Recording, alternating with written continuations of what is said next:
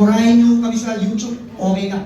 Ang importante ho, naririnig namin ang hinaing ninyo, ang daing ninyo. No? At naririnig po ng Pangulo. Wag po kayong, alam nyo, paulit-ulit yung natatanong ako, di ba? Okay lang ba na nagagalit ang taong bayan sa DPWH? Sabi ko, ako okay ka. Dapat naman talagang magalit eh. At ako po kamukha po ngayon, ako po'y galing lang sa Cordillera, sa Baguio. Ang dami pong nasira doon. Mga kalye, yung pong strawberry farm na inaasahan po ng mga farmers natin sa Benguet. Bahang-baha po. Anim na buwan sa isang taon, lubog po ang kanilang farm dahil sa baha. Pero meron din pong mga ginawang flood control doon. Pero wala din po nangyari. At ako po, alam niyo lang po, pumunta po ako kanina sa Paonggong. No, nag-commit po tayo kay Mayor Mac na ayusin yung mga nasirang mga flood control na kakagawa pa lang, mga ilang taon pa lang ang lumipas. Pero sira na. Dahil po doon, yung tubig dagat po, galing Manila Bay, pinapasok na po yung dalawang barangay natin doon. So, talaga po mapapamura ko kayo talaga. At magagalit po talaga kayo. Kaya wag po kayong mag-aalala. Wag po kayong mag-aalala. No, nararamdaman po ng Pangulo natin ang daing ninyo at ang hinaing ninyo. Pero hihingi din po ako ng paumanhin sa inyo, Mayora, mga kababayan natin sa Agonoy. Kasi talaga pong nagtagal bago kami makarating dito. At sasabihin ko po sa inyo, ang rason po dyan, napakarami pong mga proyekto dito na talagang subject ng ating investigasyon. Mas marami pa po kaysa sa ibang bayan ng Bulacan tulad ng Kalumpit. Ito po yung ating bagong district engineers.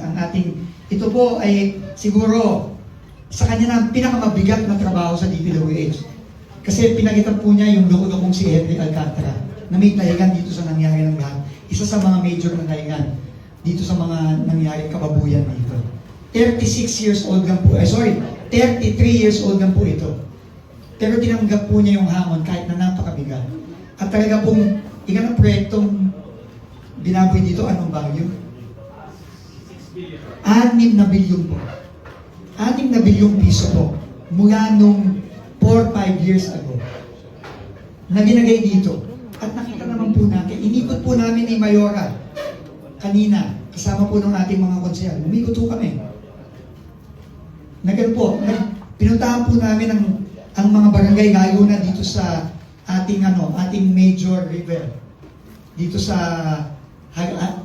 Agonoy River and Hagan River.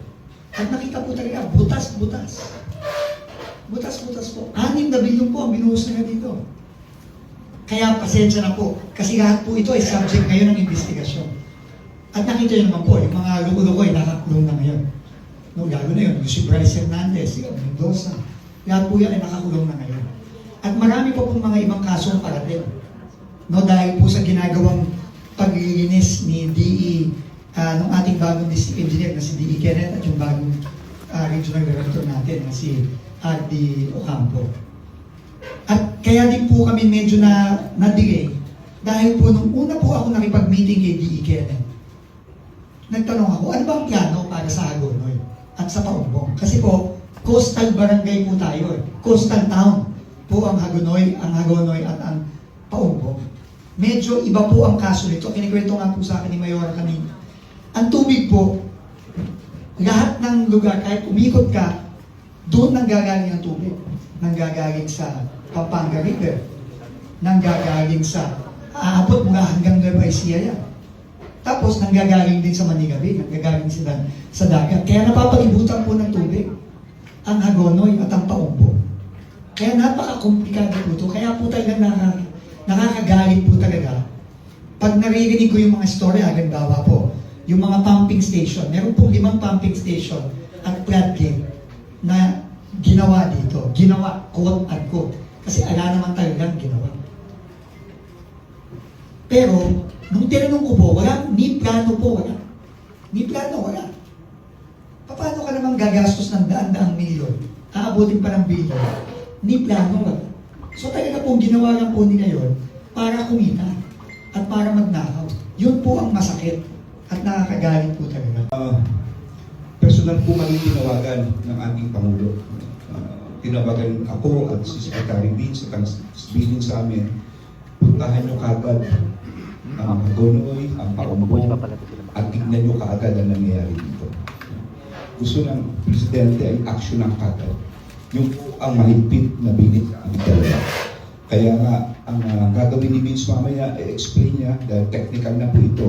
Kung mapapansin nyo, dala niya ang buong DPWH family ng Bulacan. Alam po natin ang nangyari nung araw dito. Masyadong binaboy ang Bulacan. Dapat lamang managot at makulong yung mga gumawa nito. No? Yung accountability, importante po yun. Pero habang may accountability, hindi naman po pwedeng hindi gagalaw si Sec Vince. Dapat gumalaw din siya para ma-repair kagad yung dapat i-repair at hindi magdurusa ang ating mga tao. Kaya nakakausap ko kanina ang ating mga engineer, sabi ko, importante inventaryohin din na yan. Dahil magbibilang ng counting sa panahon na ito na pagpasok ninyo para lang madinig po ito. So yun lang po ang gusto kong sabihin sa inyo at kung ano pa ang kailangan tutug pa po dito, no? Iiwan ko lang po yung aking mayora at mayor kung ano man kailangan. No? Sabi ng Pangulo, bukas po ang Malacanang. Anytime, pupunta rin kami dito. So, kaya po, explain po ni